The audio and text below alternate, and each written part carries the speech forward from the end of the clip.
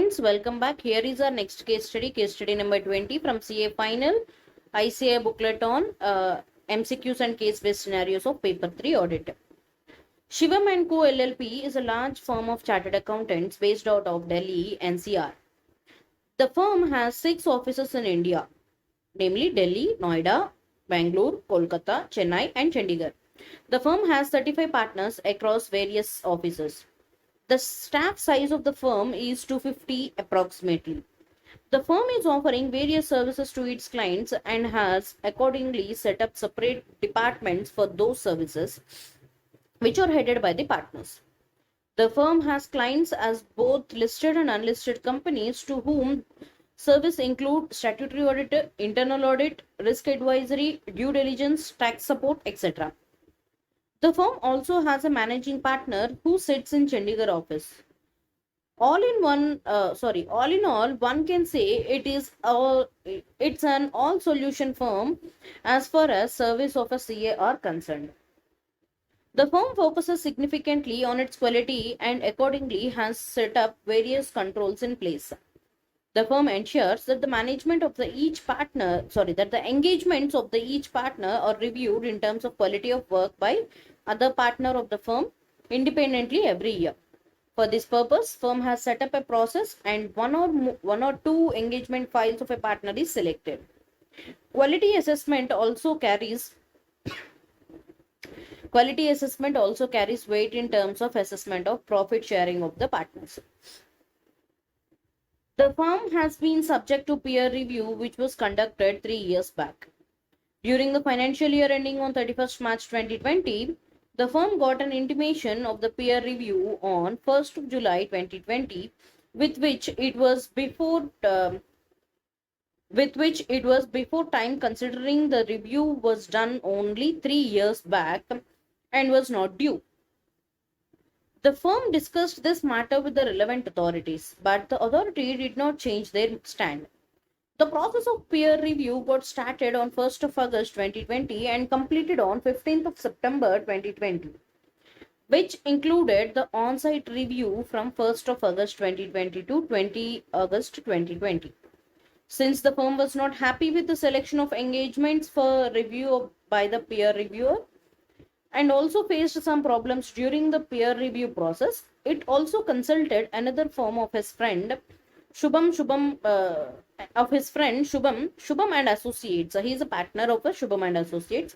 One of the engagements of Shubham and Associates was picked up for quality review by the Quality Review Board, and this firm also faced various challenges during that process in terms of the selection criteria and also the observations of the reviewer.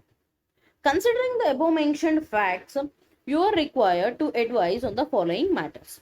So, this question is all about the peer review and the quality review which was been undertaken on this firm.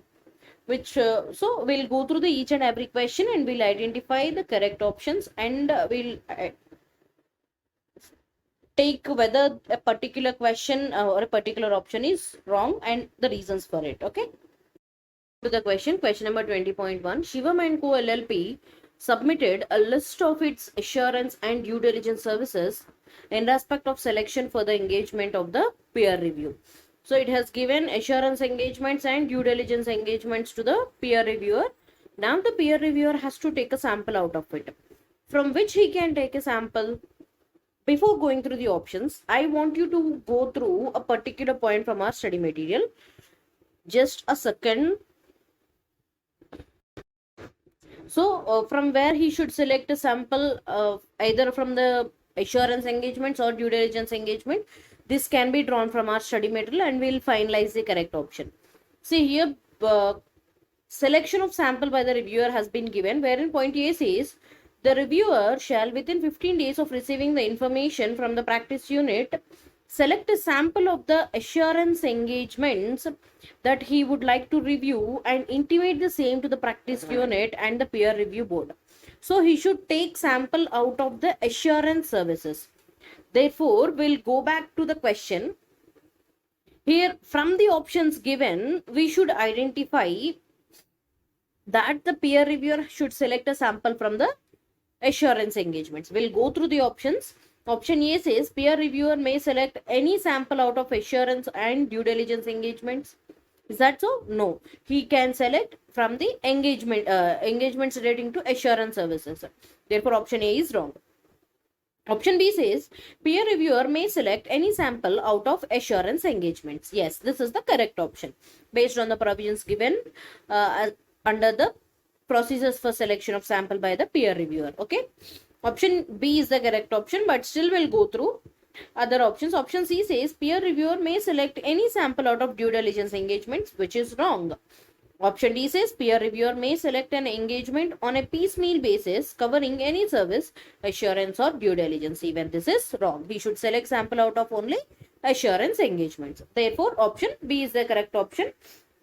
We'll move on.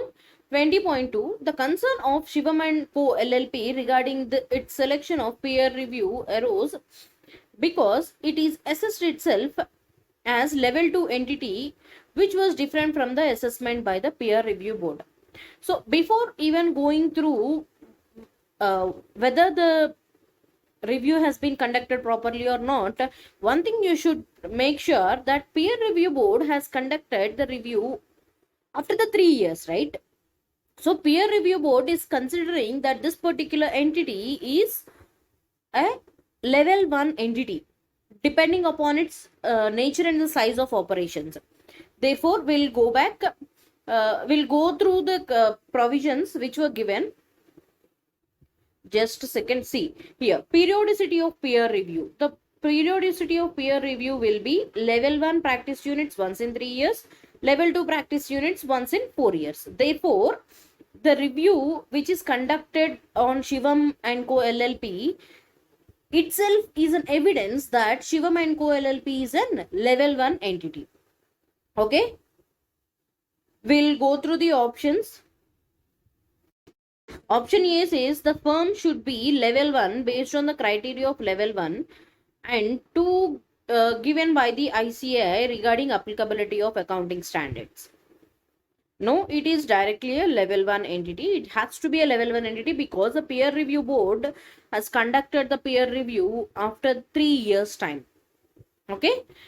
Option B says the firm should be a level 2 entity based on the criteria of level 1 and level 2. Level 1 and level 2 given by ICAI regarding applicability of accounting standards. It is not just because of the accounting standards. You will decide the level of the entity based on its engagements and services. Okay. Option C says the firm should be a level 1 entity based on its engagement and services. So option A, B, D, which is speaking about criteria given by ICAI regarding applicability of auditing standards and its engagements is not the correct one. You will classify an entity as level 1, level 2 or level 3. It only depends upon the engagements and the services that the firm is providing. Therefore, option C is the correct option. We'll move on. Question number 20.3. Shivam and Co. LLP also objected to the time taken by the peer reviewer on site. However, as per peer reviewer, the entire review process got completed within 90 days from the date of notifying the firm about its selection of review. Okay. Completion of peer review within 90 days is okay, but you might have observed that the on-site review which was carried on, see, the on-site review from 1st of August to 20th of August. So it has taken nearly 20 days time, but the on-site review has to be between should not have been extended beyond 7 to 15 working days. Okay, we'll go through the screenshot which I have taken for you. See, just a second. Yes, here it is. Execution, peer review visits, wherein it was highlighted. See, this on-site review should not extend beyond 7 to 15 working days based on the size of practice unit. Therefore, we have not been clearly given whether the review has been conducted within this time or not, because we don't know from 1st of August to the 20th of August whether how many working days are been there or not. Therefore, the only answer that we can give is the time for on-site review should not be extended beyond 7 to 15 working days. This is what we can give as far as we are concerned. Okay, because we are not sure how many working days are there between 1st of August to 20th of August. Working days will differ from firm to firm and client to client, right? Therefore, we can only say that it cannot extend beyond 7 to 15 working days. Therefore, option A is the correct option. We'll move on further. 20.4. The peer reviewer did not share any of his observations with Shivam and Co. LLP as draft, and only the final report was submitted to the firm. Even this, I want you to go through a particular point where it is, yes, discussion or communication of findings. So the peer reviewer should make sure that after completing the on-site review, the reviewer, before making his report to the board means peer review board, shall communicate his findings in a preliminary report to the practice unit if, in his opinion, the systems and processes are deficient or non-compliant with the reference to any matter that has been noticed by him, or if there are any other matters which he wants to seek clarification. So what you have understood by reading this paragraph is, the peer reviewer should give a preliminary report or a draft report to the practice unit, stating that these are the deficiencies or these are the flaws that I have been identified from your engagements or the services that were provided by you. And now I want your reasons for such deficiencies and the flaws that was identified. So it is like a show cause notice. Okay. In our legal terms, it's like a show cause notice. The peer reviewer will give his preliminary report to the practice unit, and the practice unit should respond back within 15 days from the date of receipt of such findings. So only after taking what were the report, what are the reasons that were given by the practice unit, then only you can give your final report. You means, in the sense, peer reviewer can give his final report to the board. Therefore, before even giving a preliminary report to the practice unit, you cannot issue a final report to the board, peer review board. Therefore, option A says the peer reviewer need not share any draft report with the firm if there are no observations. No, even if there are no observations that were identified, the peer reviewer has to give its preliminary report to the practice unit. Therefore, option A is wrong. Option B says even the final report is not required to be submitted to the firm. If you are not submitting the final report, how will the practice unit know that there are any deficiencies in their process? So you need to give your final report to the board, and at the same time, the same report has to be communicated to the practice unit also. Therefore, option B is also wrong. Option C says peer reviewer needs to share draft report with the firm before finalization. Yes, this is the correct option. Before finalization of your peer review report, you need to give a draft report to the practice unit. Option D says there are no reports in case of peer review on completion or certificate, and a certificate to that effect is issued. No, a peer review report has to be given to the peer review board. Therefore, option C is the correct option to this question. We'll move on further. 20.5. In case of Shubham and Associates, the reviewer raised an observation that one of the audit team member signed the independence confirmation dated 1st of August 2020 when the audit report was signed. So, what you should observe from here is, before even accepting your engagement, you should sign an independence report stating that you are independent from the firm, from the client. You are nowhere related to the client.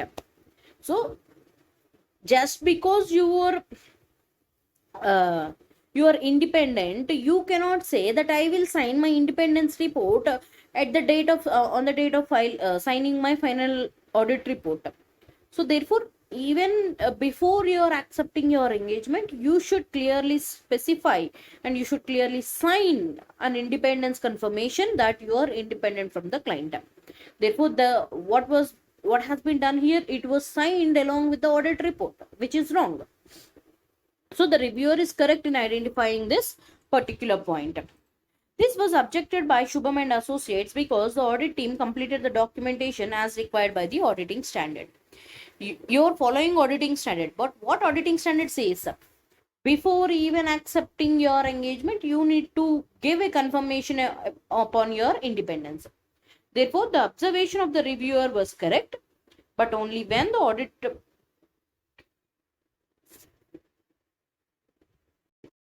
Therefore, the observation of the reviewer was correct that this particular independence confirmation should not be signed along with your final report. It has to be done along with your before even accepting the engagement. You might be thinking that there is a audio break, but there is no audio break. Okay. Therefore, option A is the correct option. Observation of reviewer was correct.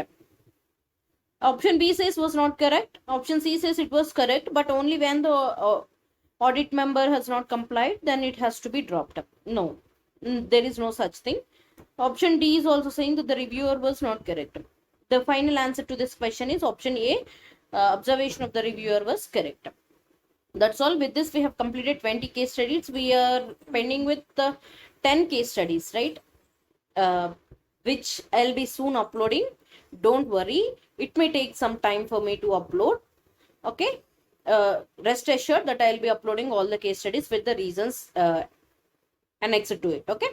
That's all for today. If you find any doubts, any queries, please do mention the page number and the question number as per ICAI booklet, and then comment below. I will address your issue. It will be easy for me if you write the page number and the question number. If you find these videos helpful, please do like, share and subscribe. Share to your friends and help them to complete and revise the entire stuff in a less period of time. Thanks for watching.